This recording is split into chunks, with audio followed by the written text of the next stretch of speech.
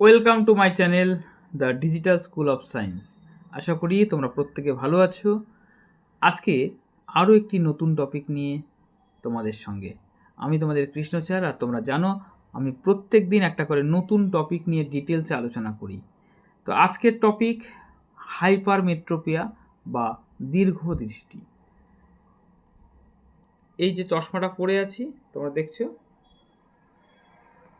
এই চশমাটা কেন পরে আছি জানো? কারণ আমার এই সমস্যাটা রয়েছে, অর্থাৎ হাইপারমেট্রোপিয়া বা দীর্ঘদৃষ্টি সমস্যাটা রয়েছে। আজকে আমরা পড়ব যে কেন হাইপারমেট্রোপিয়া হয়,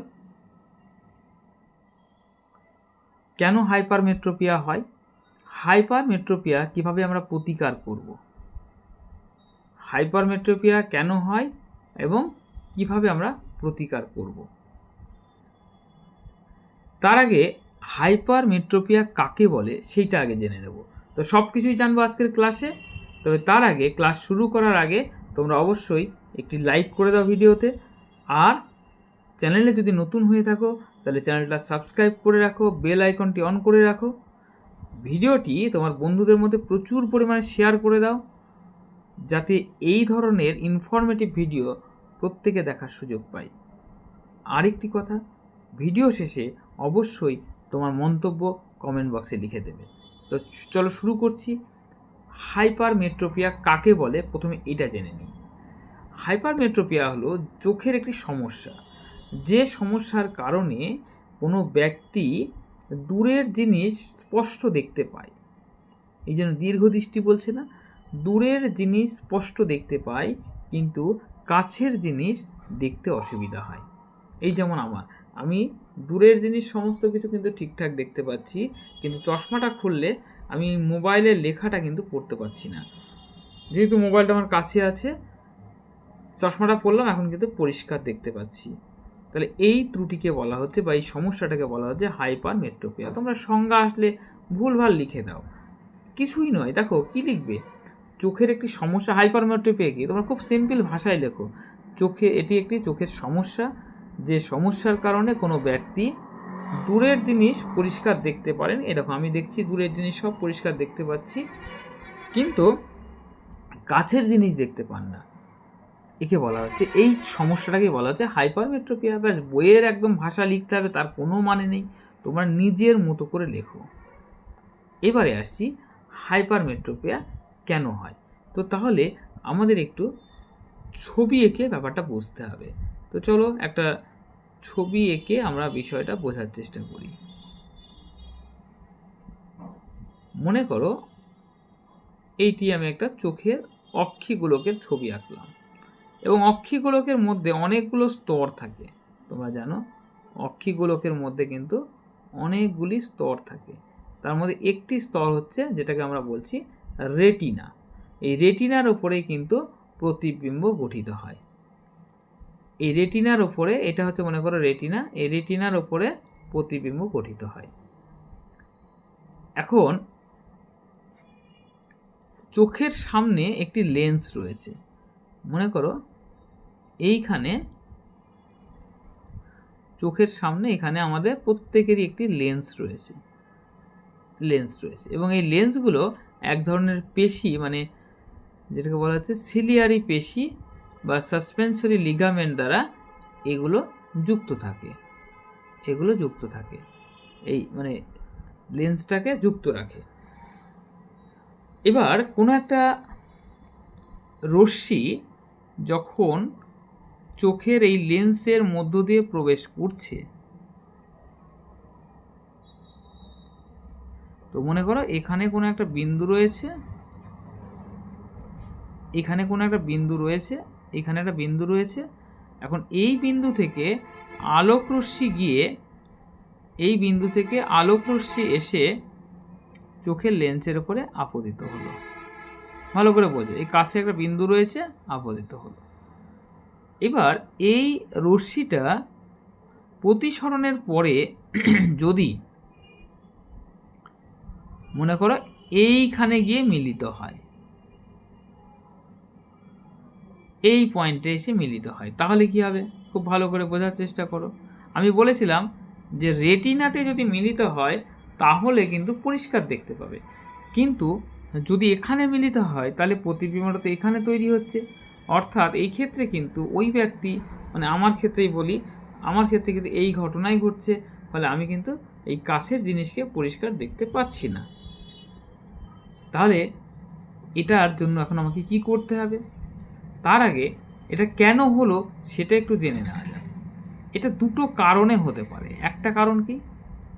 একটা কারণ হচ্ছে এই যে অক্ষি গোলকটা আছে, যদি এই অক্ষি গোলকটার সাইজটা ছোট হয়ে যায়, মনে করো আগে হয়তো এই বরাবর ছিল, এখন ছোট হয়ে এখানে চলে এসছে, তাহলে এই ঘটনা ঘটতে পারে।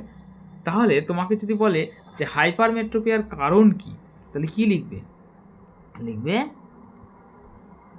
যদি অক্ষি গোলক, চোখের অক্ষি গোলক এর আকার ছোট হয়ে যায়, ছোট হয়ে যায়।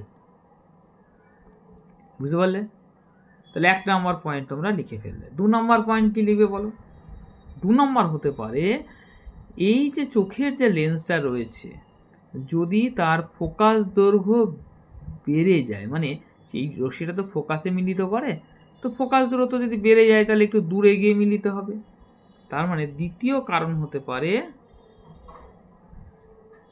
চক্ষু লেন্সের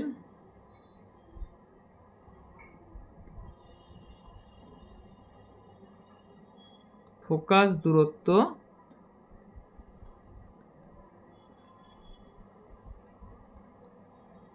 বৃদ্ধি পাওয়া।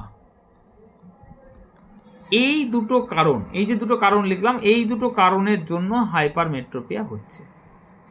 ঠিক আছে? এইটা সাধারণত 40 বছরের কাছাকাছি যখন বয়স হয়ে যায় তখন কিন্তু এই সমস্যাগুলো স্বাভাবিকভাবেই মানুষের মধ্যে চলে আসে। তাই এই রোগটাকে একটা নাম দেওয়া হয়, এটাকে বলা হয় চালসে রোগও বলা হয়। এটাকে কি বলা হয়? এটাকে বলা হয় চালসে। তোমরা দেখে বইতে লেখা আছে, এটাকে চালসে ডিজিজও বলা হয়। তো হাইপারমেট্রোপিয়ার কারণ তো জানলাম, এবার এর প্রতিকার কি করে করবে? প্রতিকার হচ্ছে আমরা জানি দু রকমের লেন্স আছে, একটা হচ্ছে উত্তল লেন্স, একটা অবতল লেন্স। উত্তল লেন্স হচ্ছে অভিসারী লেন্স, মানে রশ্মিকে কাছে নিয়ে আসে, আর অবতল লেন্স হচ্ছে দূরে নিয়ে যায়, অপসারী লেন্স।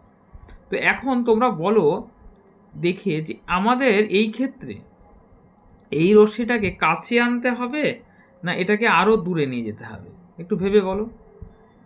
এই যে বিন্দুটা আছে এখানে মিলিত হয়েছে, তো এটাকে কি আরও দূরে নিয়ে গেলে পরিষ্কার হবে, নাকি এটাকে কাছে এইখানে আনলে পরিষ্কার হবে? কি মনে হচ্ছে? অবশ্যই কাছে আনতে হবে। তাহলে কোনো রশ্মিকে কাছে আনার কাজটা কে করে? অভিসারী রশ্মি মানে তৈরি করে কে? সেটা হচ্ছে উত্তল লেন্স। তার মানে আমাদেরকে কি করতে হবে? উত্তল লেন্সযুক্ত চশমা ব্যবহার করতে হবে। তাহলে প্রতিকারটা কি করবে? এর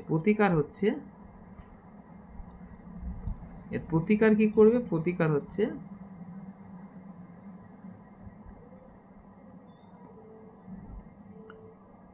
উত্তল লেন্স যুক্ত চশমা ব্যবহার করতে হবে, বুঝতে পারলে? এটা হচ্ছে এক কথায় উত্তর দিলাম। কিন্তু তোমাদের এখন ইদানিং প্রশ্ন আসছে যে এটাকেও চিত্রসহ দেখাও। তো চলো এই চিত্রটাও আমরা একটু দেখে নেব। এই যে চশমার কাঁচটা দেখছো এটা কিন্তু উত্তল লেন্স, এই কাঁচটা হচ্ছে উত্তল লেন্স। এই উত্তল লেন্সযুক্ত চশমা ব্যবহার করে এটার প্রতিকার করা হয়েছে। তো চলো এবার আমরা এর প্রতিকারের চিত্রটা অঙ্কন করব।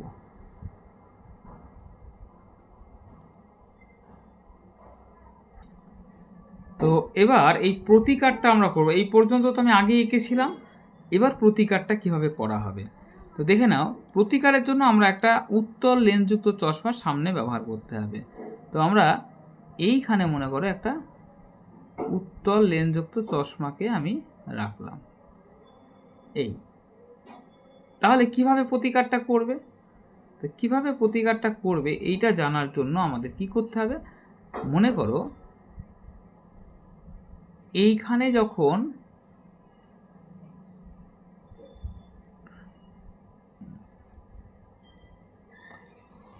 যখন বস্তুটা রাখা থাকবে তখন চশমা ছাড়া সে দেখতে পারবে না। চশমা ছাড়া মনে করো সে এইরকম একটা পয়েন্টে দেখতে পারবে। ঠিক আছে, চশমা ছাড়া মনে করো এটা হচ্ছে এ বিন্দু, এটা হচ্ছে এ ড্যাশ বিন্দু। যদি আমরা কি করি, সাধারণত যাদের চোখের এই প্রবলেমটা থাকে, আমরা দেখবে বইটা পড়ার সময় কাছে নিয়ে পড়তে পারছেন, তখন একটু দূরে নিয়ে পড়ি। তার মানে কি, আমার এইখানে কিন্তু পরিষ্কার চশমা ছাড়া দেখতে পাচ্ছি, কিন্তু চশমা যখন পরবো তখন কেন আর অত দূরে নিয়ে পড়বো, তখন আমি স্বাভাবিক মানুষের মতোই দেখতে চাইবো। অর্থাৎ যখন আমি চশমা পরবো তখন আমি এইখানে দেখতে চাইবো। তাহলে আমার এই চিত্রটাকে আমরা তাহলে কি করব, দেখো এইখান থেকে তুমি তো বইটা এখানেই রাখছো, কিন্তু চশমা পরার পরে অ্যাকচুয়ালি মনে হবে যেন এখান থেকে রশ্মিটা আসছে। তাই আমি প্রথম চিত্রটা, এক সেকেন্ড দ্বারা তোমার ছবিটা আমার সঙ্গে সঙ্গে আঁকো, এটা আঁকাটা খুব ঝামেলার, মিলবে না। হ্যাঁ, প্রথম আমি তা নাহলে কিন্তু মেলাতে পারবে না তোমরা। এইটা এঁকে নিলাম, এইটা আগে এঁকে নিলাম। এইবার দেখো, মনে করো তোমার এই রশ্মিটা হচ্ছে এখান থেকে তো অ্যাকচুয়ালি যাচ্ছে, তো এখান থেকে গিয়ে এই আপতিত হলো, তো লেন্স না থাকলে কি হতো, এটা সোজা তো বেরিয়ে চলে যেত। তাহলে এটা কিছুটা কি হলো, অভিসারী করলো, রশ্মিটাকে কিছুটা অভিসারী করলো, এই পথে গেল, এই পথে গেল। এইবার এদেরকে যদি পেছন দিকে অ্যাকচুয়ালি চোখ, এই চোখের লেন্স কি দেখবে, এ তো আর এইভাবে বেঁকে এখানে দেখতে পারবে না, পারবে কি, এই কিন্তু বেঁকে দেখতে পারবে না। তাই একে কি বানাবে, এটা এই সোজা মনে হবে যেন এই রশ্মিটা এইখান থেকে আসছে। এবার এখানে পড়লো, এখানে পড়ার পরে যেটা হবে সেটা এইখান থেকে রশ্মিটা সোজা গিয়ে এই রেটিনার ওপরে পড়বে। তো মানে পাওয়ারটা যেমন দেওয়া হবে, তোমার পাওয়ার তোমাকে মেপেই দেওয়া হবে, এইখানে মিলিত হবে। তার ফলে কি হবে, যে বস্তুটাকে আমরা চশমা ছাড়া এইখানে দেখতে হতো, আমরা এখন চশমা দিয়ে বস্তুটাকে আর এখানে রাখবো না, আমরা কিন্তু বস্তুটাকে এই পজিশনে রেখেই আমাদের মনে হবে যে এখান থেকেই আমরা দেখছি। কি মজা না? তো এইভাবে কিন্তু আমরা এই দীর্ঘ দৃষ্টি প্রতিকার করতে পারি। তো ক্লাসটি কেমন লাগলো অবশ্যই তোমরা কমেন্ট বক্সে জানাবে, অবশ্যই জানাবে। কারণ তোমরা যদি আমার সঙ্গে ইন্টারাক্ট করো, কমেন্ট করো, লাইক করো, তাহলে কি হবে, আমি পরবর্তী আরও ভিডিও করার একটা উৎসাহ পাবো। এর পরের টপিক রয়েছে মায়োপিয়া। তো তোমরা কে মায়োপিয়া টপিকের উপর ভিডিও চাও অবশ্যই কমেন্ট করে জানাও। থ্যাংক ইউ, দেখা হবে পরের ক্লাসে।